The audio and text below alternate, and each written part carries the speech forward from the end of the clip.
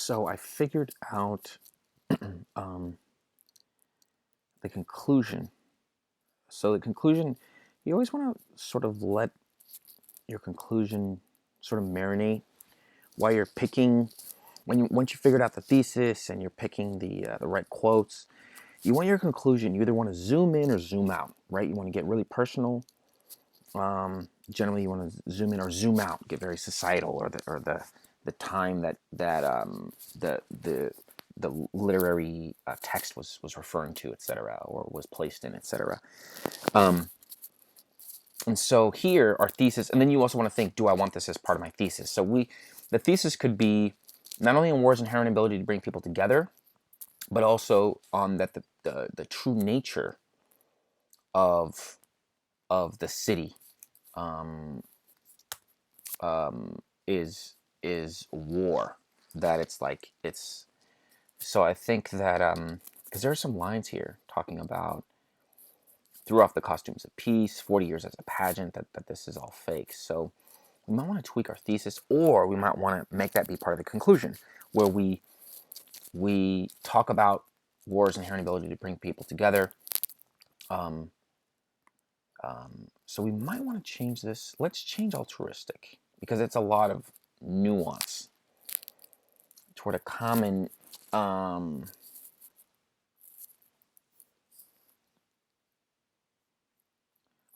words inherent ability. It is to the speaker's use of blank that I want to actually change this to the reader. It is through blank that the reader is able to blank, right? It is through, so when I said the speaker's use, but it is through actually changes it a little bit. It actually flows a lot better. It is through the speaker's use of blank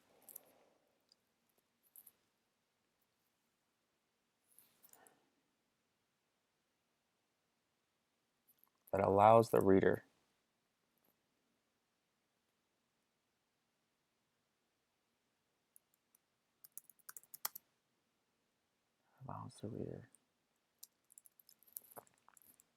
or is this just, I think it's just that the reader. It's through the previous use of alliteration blank that the reader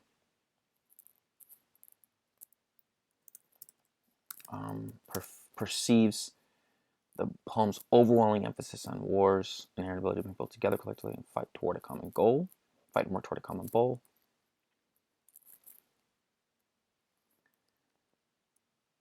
On both, no, not both, because it sounds like both war, like two wars. On not only, but also. Not only overwhelming emphasis on not only wars,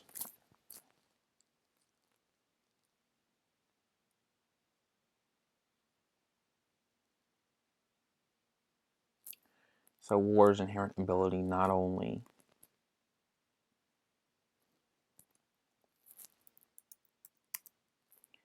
on two things. I hate that word, things. So let's just put things in brackets.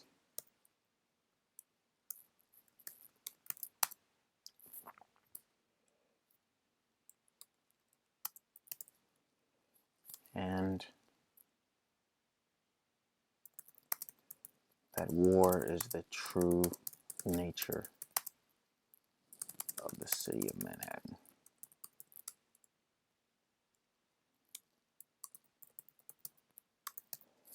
We might change that to, the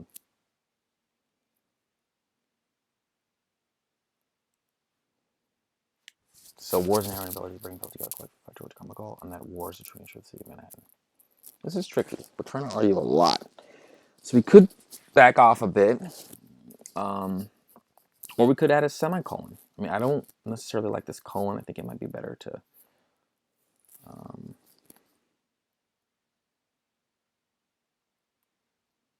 so war's inherent ability.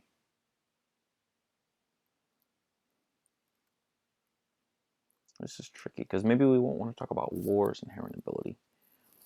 Maybe we want to back off.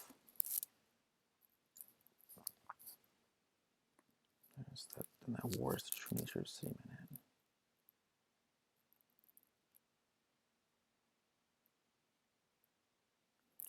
I don't know if I like this. I don't like these two. Let's just make this.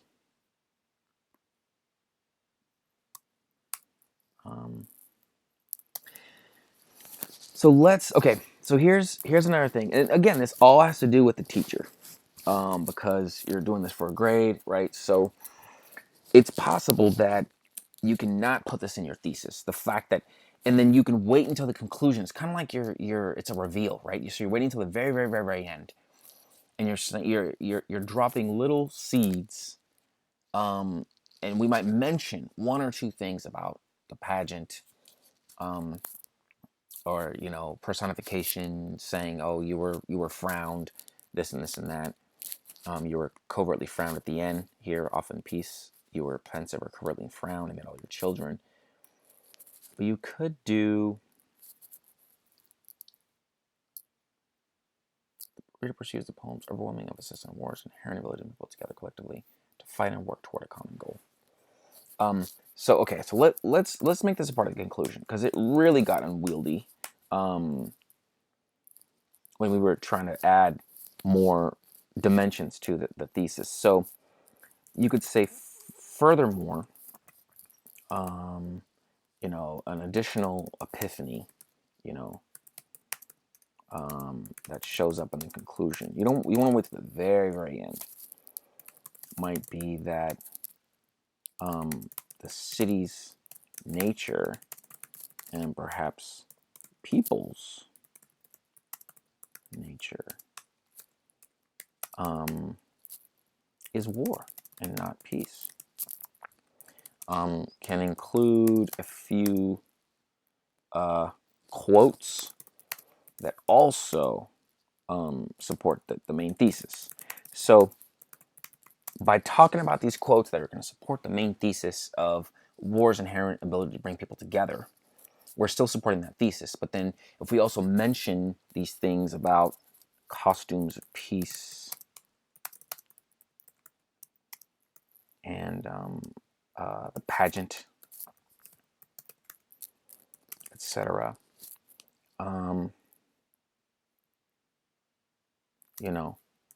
war is real, and that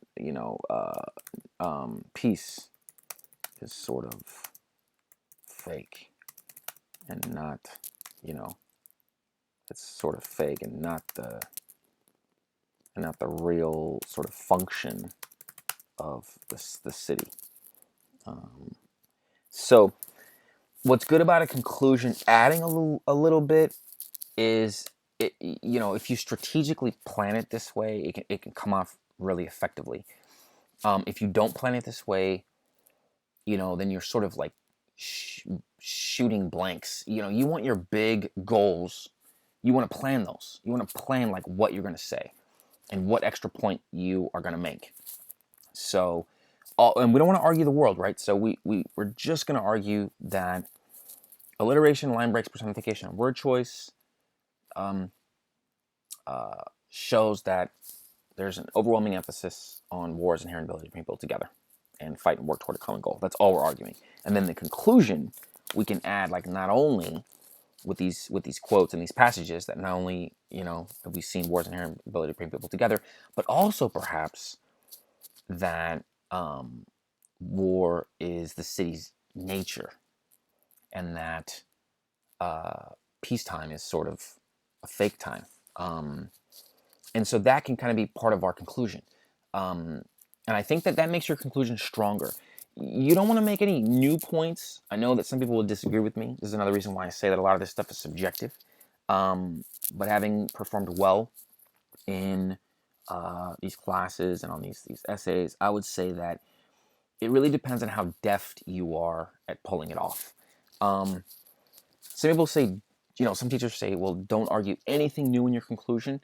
But sometimes it can really strengthen an already strong essay that you're making that. So we'll approach that for this essay, and we'll see how it looks. We'll see how it reads, and if we feel like that it's a little much or that we can't pull it off, then we'll omit it, and then we'll have a more sort of functional hit, base hit right down the middle conclusion. But these are all considerations with regards to writing an essay, and with this specific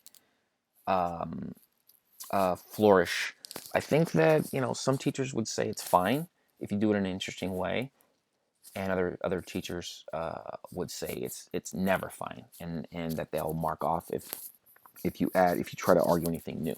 So we'll see if we can pull it off. I always try to take a little bit of risks when I'm writing essays. I try to do a good job at everything else as much as I can, so I can take a little bit of a risk, because I also feel like it's a good platform. Like, writing essays is a really good platform to see if you can take a little bit of risks and see if you can surprise and wow to the upside. There's risk to the downside, but you can also potentially surprise and wow to the upside. So we'll get into the writing of this essay starting from the next video. Thank you very much.